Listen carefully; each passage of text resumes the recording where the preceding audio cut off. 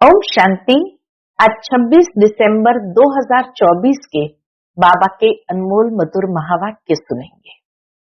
आज की मुरली में बाबा कहे कि परमात्मा बाप इस साधारण तन में पधरामणी करते हैं, अर्थात इसमें परमात्मा भी है तो ये दादा की आत्मा भी है।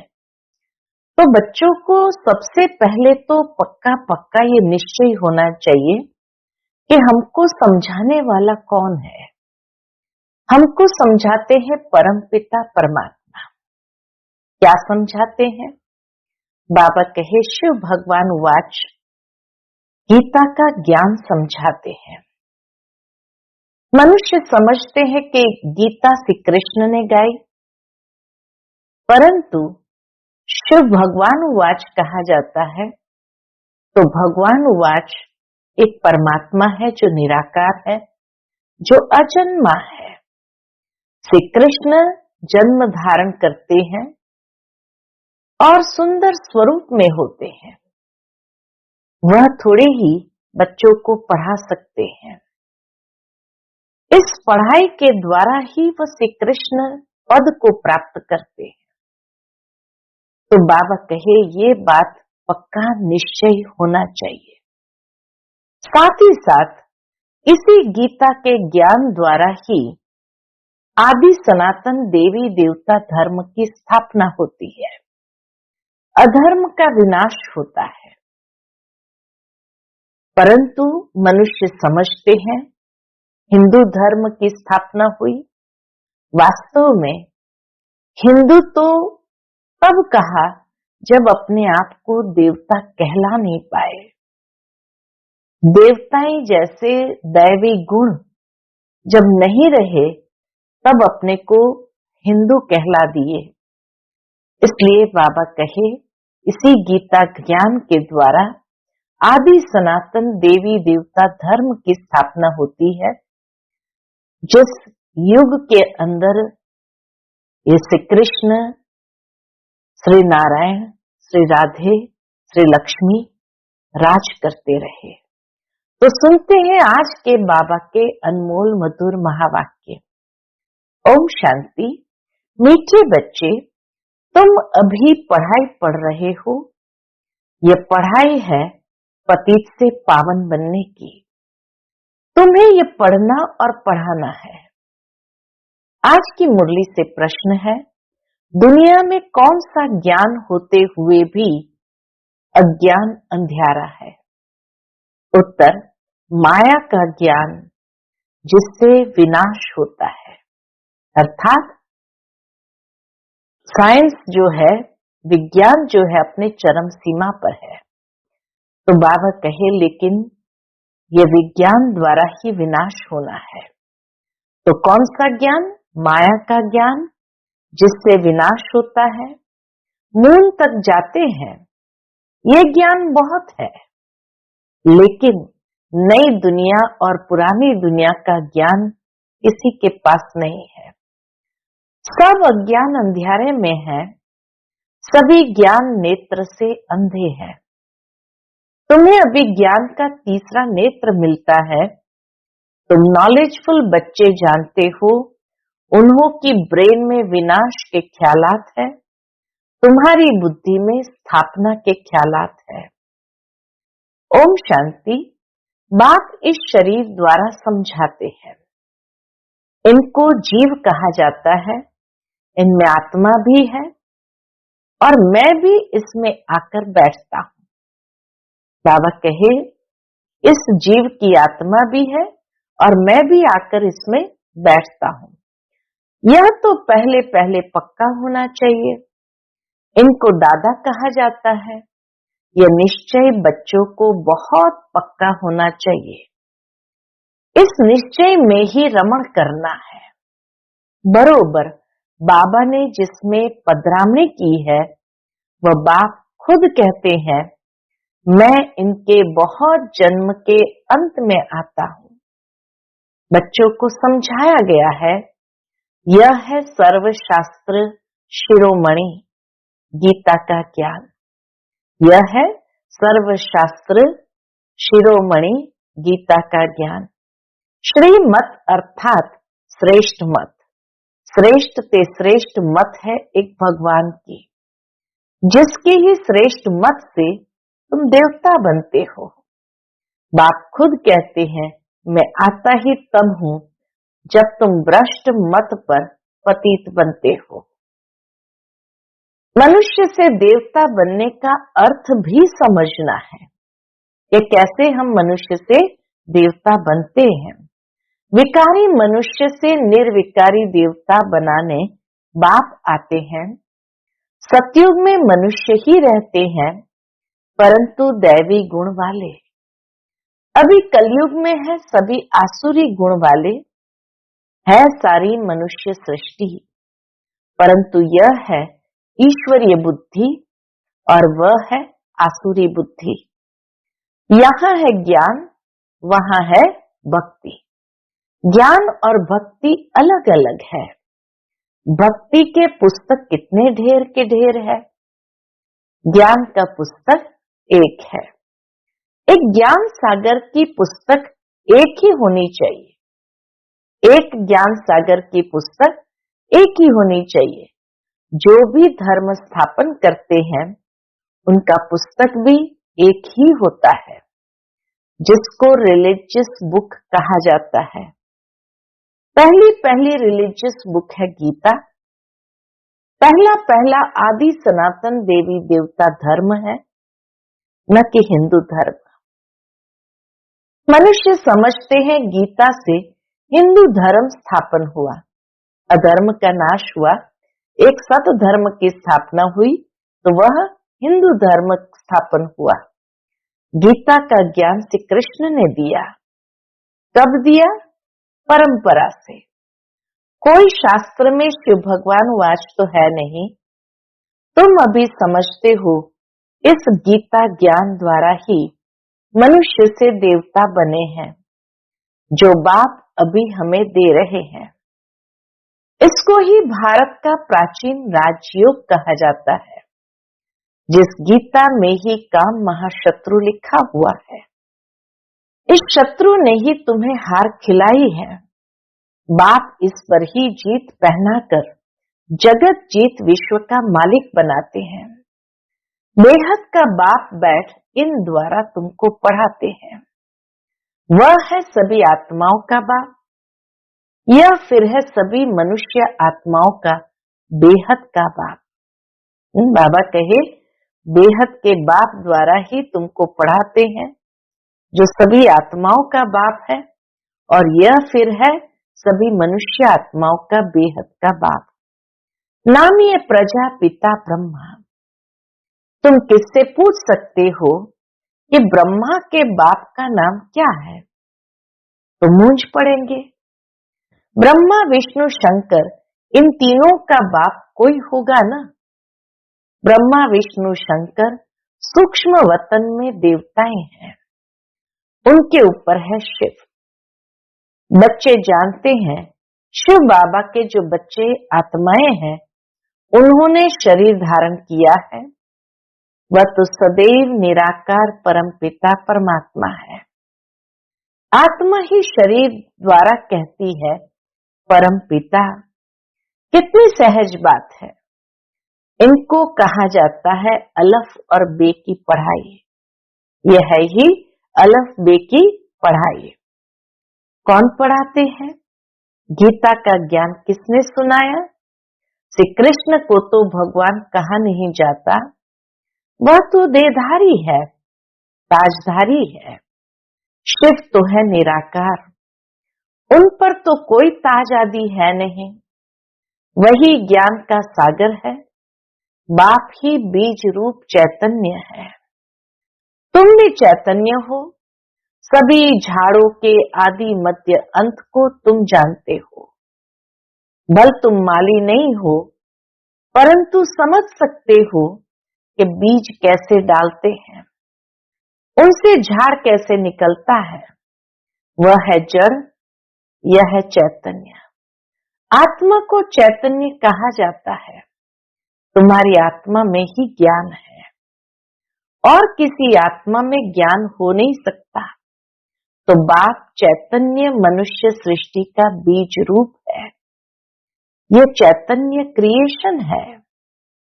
वह सभी है जड़ बीज। ऐसे नहीं कि जड़ बीज में कोई ज्ञान है।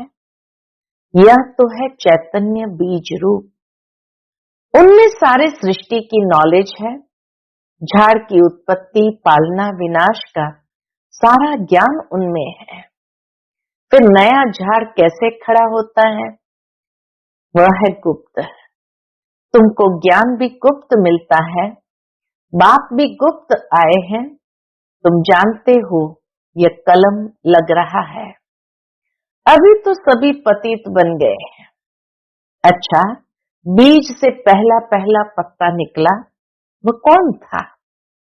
सतयुग का पहला पत्ता तो श्री कृष्ण को ही कहेंगे, लक्ष्मी नारायण को नहीं कहेंगे। नया पत्ता छोटा होता है, पीछे बड़ा होता है। तो इस बीज की कितनी महिमा है। यह तो चैतन्य है ना। बल दूसरे भी निकलते हैं, धीरे धीरे उन्हों की महिमा कम होती जाती है। अभी तुम देवता बनते हो तो मूल बात है हमको दैवी गुण धारण करने हैं। इन जैसा बनना है। चित्र भी है। यह चित्र न होते तो बुद्धि में ज्ञान कैसे आता। ये चित्र बहुत काम में आते हैं। भक्ति मार्ग में इन चित्रों की पूजा होती है और ज्ञान मार्ग में तुमको इन्हों से ज्ञान मिलता है कि इन जैसा बनना है। भक्ति मार्ग में ऐसा नहीं समझेंगे कि हमको ऐसा बनना है। ये बात उनकी बुद्धि में आएगी नहीं। भक्ति मार्ग में मंदिर आदि कितने बनवाते हैं। सबसे जास्ती मंदिर किसके होंगे? बाबा कहे सबसे जास्ती मंदिर किसके होंगे? जरूर शिव बाबा के ही होंगे। फिर उनके बाद क्रिएशन के होंगे। पहली क्रिएशन ये लक्ष्मी नारायण है। पहली क्रिएशन ये लक्ष्मी नारायण है। तो शिव के बाद इनकी पूजा जास्ती होगी। माताएं जो ज्ञान देती है उनकी पूजा नहीं है, वह तो पढ़ती है। तुम्हारी पूजा अभी नहीं होती है क्योंकि तुम अभी पढ़ रहे हो। जब तुम पढ़कर अनपढ़ बनेंगे, पढ़कर अनपढ़ बनेंगे, फिर पूजा होगी। अर्थात सारा पढ़ा हुआ भूलेंगे, तब जाकर के बाबा कहे देवता स्वरूप में अनपढ़ होंगे, फिर पूजा होगी। अभी तुम देवी देवता बनते हो। सतयुग में बाप थोड़ी पढ़ाने जाएगा, वहां ऐसी पढ़ाई थोड़ी होगी। ये पढ़ाई पतितों को पावन बनाने की है।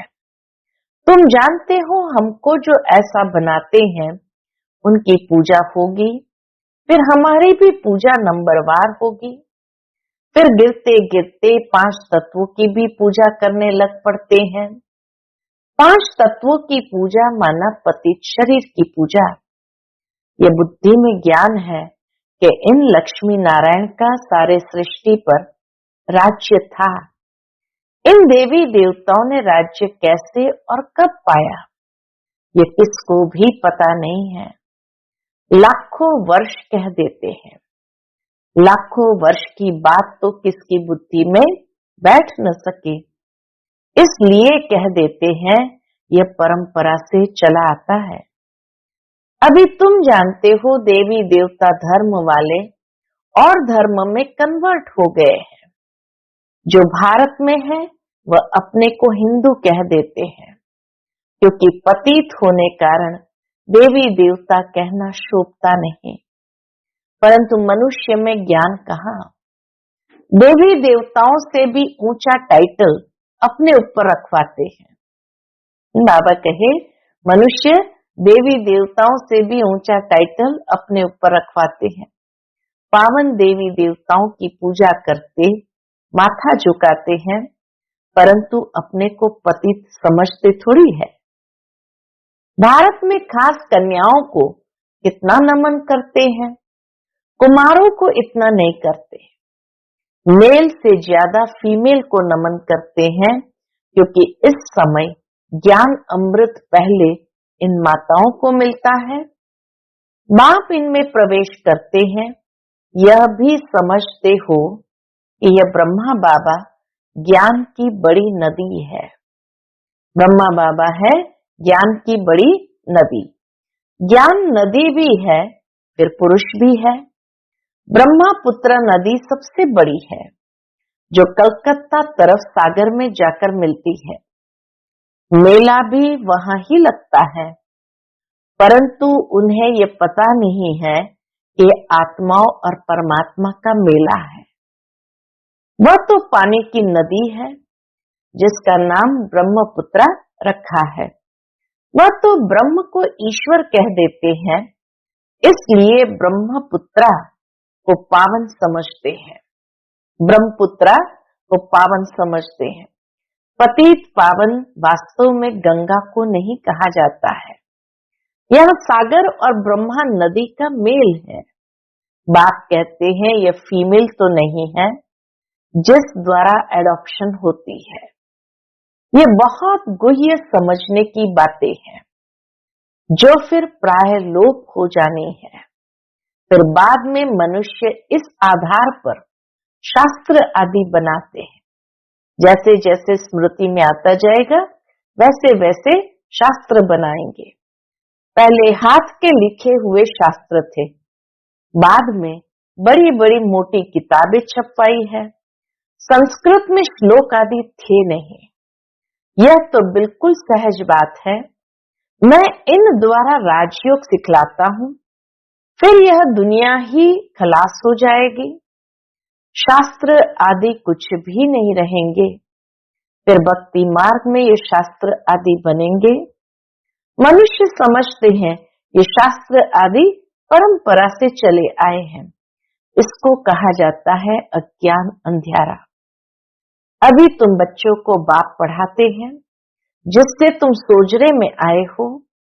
सतयुग में है पवित्र प्रवृत्ति मार्ग, कलयुग में सभी अपवित्र प्रवृत्ति वाले हैं। यह भी ड्रामा है। बाद में है निवृत्ति मार्ग, जिसको संन्यास धर्म कहते हैं। जंगल में जाकर रहते हैं, वह है हद का संन्यास। रहते तो इस पुरानी दुनिया में है, अभी तुम जाते हो नई दुनिया में। तुम्हें तो बाप से ज्ञान का तीसरा नेत्र मिला है, तो तुम कितने नॉलेजफुल बनते हो। इससे जास्ती नॉलेज होती ही नहीं। बाबा ने जो नॉलेज दिया, बाबा के इससे जास्ती नॉलेज होती नहीं। वह तो है माया की नॉलेज, जिससे विनाश होता है। वो लोग मून पर जाकर खोज करते हैं, चांद पर जाकर खोज करते हैं। तुम्हारे लिए कोई नई बात नहीं, ये सभी माया के पंप है। बहुत शो करते हैं, अति डीपनेस में जाते हैं कि कुछ कमाल करके दिखाएं। बहुत कमाल करने से तो नुकसान हो जाता है। उन्हों के ब्रेन में विनाश के ही ख्यालात आते हैं। क्या क्या बनाते रहते हैं। बनाने वाले जानते हैं इससे ही विनाश होगा। ट्रायल भी करते रहते हैं। कहते भी है दो बिल्ले लड़े, माखन तीसरा खा गया। कहानी तो छोटी है, परंतु खेल कितना बड़ा है। दो बिल्ला लड़ने का खेल कितना बड़ा है। नाम उन्हों का ही बाला है। इन द्वारा ही विनाश की नूंद है। कोई तो निमित्त बनता है ना। क्रिश्चियन लोग समझते हैं पैराडाइज था, पर हम नहीं थे। इस्लामी बौद्धि भी नहीं थे, फिर भी क्रिश्चियन लोगों की समझ अच्छी है। भारतवासी कहते हैं देवी देवता धर्म लाखों वर्ष पहले था, तो बुद्धू ठहरे ना। बाबा कहे भारतवासी ही कहते हैं देवी देवता धर्म लाखों वर्ष पहले था, तो बुद्धू ठहरे ना। बाप भारत में ही आते हैं। जो महान बेसमझ है, उन्हें ही महान समझदार बनाते हैं। बाप भारत में आकर जो महान बेसमझ थे उन्हें बेहद महान समझदार बनाते हैं, परंतु फिर भी याद रहे तब। बाबा तुम बच्चों को कितना सहज करके समझाते हैं। क्या कहते हैं? मुझे याद करो तो तुम सोने का बर्तन बन जाएंगे, तो धारणा भी अच्छी होगी। याद की यात्रा से ही पाप कटेंगे। मुरली नहीं सुनते तो ज्ञान रफू चक्कर हो जाता है। बाप तो रहमदिल होने के नाते उठने की ही युक्ति बतलाते हैं, अंत तक भी सिखलाते ही रहेंगे। अच्छा, आज भोग है, भोग लगाकर जल्दी वापस आ जाना। बाबा संदेशी को कहते हैं भोग लगाकर जल्दी वापस आ जाना। बाकी वैकुंठ में जाकर देवी देवताओं आदि का साक्षात्कार करना ये सब फालतू है। इसमें बहुत महीन बुद्धि चाहिए। बाप इस रथ द्वारा कहते हैं मुझे याद करो, मैं ही पतित पावन तुम्हारा बाप हूँ।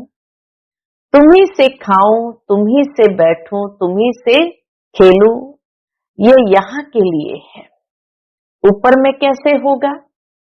बाबा के साथ हर पल बिताना ये यहाँ की बात है, ऊपर कैसे होगा? अच्छा, मीठे मीठे सिकिलते बच्चों प्रति माता पिता बाप दादा का याद प्यार और गुड मॉर्निंग। रूहानी बाप की रूहानी बच्चों को नमस्ते। हम सब रूहानी बच्चों की रूहानी माता पिता बाप दादा को याद प्यार, गुड मॉर्निंग और नमस्ते नमस्ते। शुक्रिया बाबा, शुक्रिया। आज की मुरली से धारणा के लिए मुख्य सार। पहली पॉइंट, बाप इस दादा में प्रवेश हो हमें मनुष्य से देवता अर्थात विकारी से निर्विकारी बनाने के लिए गीता का ज्ञान सुना रहे हैं। इस निश्चय से रमण करना है, श्रीमत पर चलकर श्रेष्ठ गुणवान बनना है। दूसरी पॉइंट, याद की यात्रा से बुद्धि को सोने का बर्तन बनाना है। ज्ञान बुद्धि में सदा बना रहे उसके लिए मुरली जरूर पढ़नी व सुननी। ज्ञान बुद्धि में सदा बना रहे उसके लिए मुरली जरूर पढ़नी व सुननी है। आज का बाप दादा का मधुर वरदान हम बच्चों के प्रति है, अपने पोजीशन की स्मृति द्वारा माया पर विजय प्राप्त करने वाले निरंतर योगी भव। अपने पोजीशन की स्मृति द्वारा माया पर विजय प्राप्त करने वाले निरंतर योगी भव। जैसे स्थूल पोजीशन वाले अपनी पोजीशन को कभी भूलते नहीं, ऐसे आपका पोजीशन है मास्टर सर्वशक्तिमान। इसे सदा स्मृति में रखो और रोज अमृत वेले इस स्मृति को इमर्ज करो तो निरंतर योगी बन जाएंगे और सारा दिन उसका सहयोग मिलता रहेगा। फिर मास्टर सर्वशक्तिमान के आगे माया आ नहीं सकती।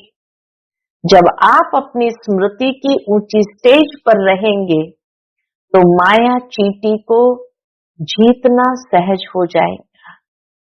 बाबा कहे जब आप अपनी स्मृति की ऊंची स्टेज पर रहेंगे तो माया चींटी को जीतना सहज हो जाएगा। आज का स्लोगन है, आत्मरूपी पुरुष को श्रेष्ठ बनाने वाले ही सच्चे पुरुषार्थी है। आत्मा रूपी पुरुष को श्रेष्ठ बनाने वाले ही सच्चे पुरुषार्थी है। शांति, ओम शांति।